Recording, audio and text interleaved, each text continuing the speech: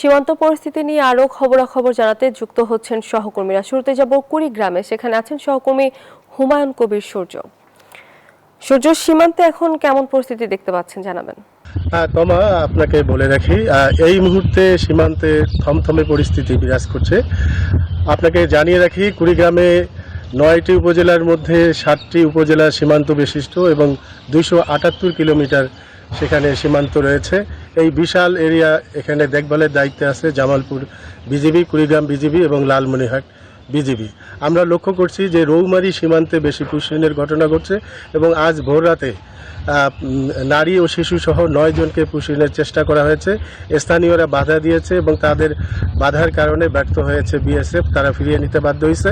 তবে শূন্য রেখায় এখনও তারা অবস্থান করছে, ফলে আশঙ্কা করা হচ্ছে যে রাতে আবার তাদেরকে পুশিন করা হয় কিনা।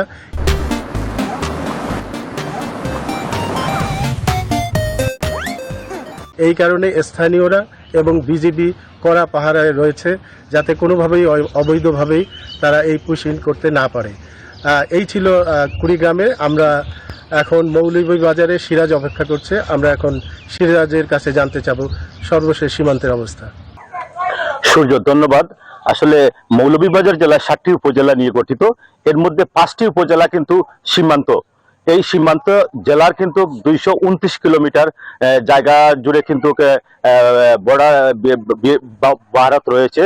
এই যে গত কয়েকদিন ধরে কিন্তু বিজিবি প্রতিটি স্থানে কিন্তু তারা বিজিবির পাশাপাশি কিন্তু স্থানীয় জনপ্রতিনিধি এবং এলাকাবাসীরা কিন্তু বিজিবির সাথে একত্রিত হয়ে তারা কিন্তু এই পুলিশিং যাতে না ঘটাতে পারে সেই জন্য তারা কিন্তু তৎপর রয়েছেন। আমি আজকে সারাদিন ব্যাপী কয়েকটা স্থানে গিয়েছি বর্ডার এরিয়াতে।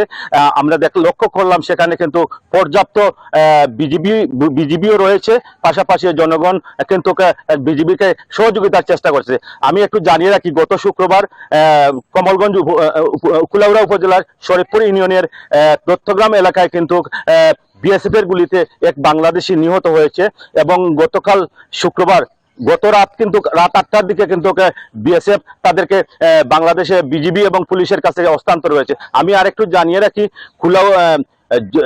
বড়লেখা উপজেলায় কিন্তু গতকালকে ভারত থেকে কিন্তু অনুপ্রবেশ করেছিল 2 জন।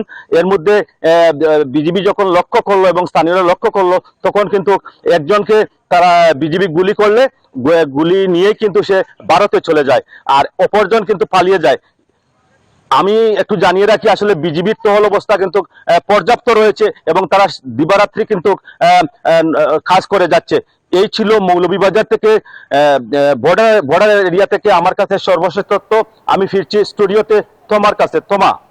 সিরাজ, ধন্যবাদ আপনাকে, সাথে ধন্যবাদ জানাচ্ছি সহকর্মী সূর্যকেও।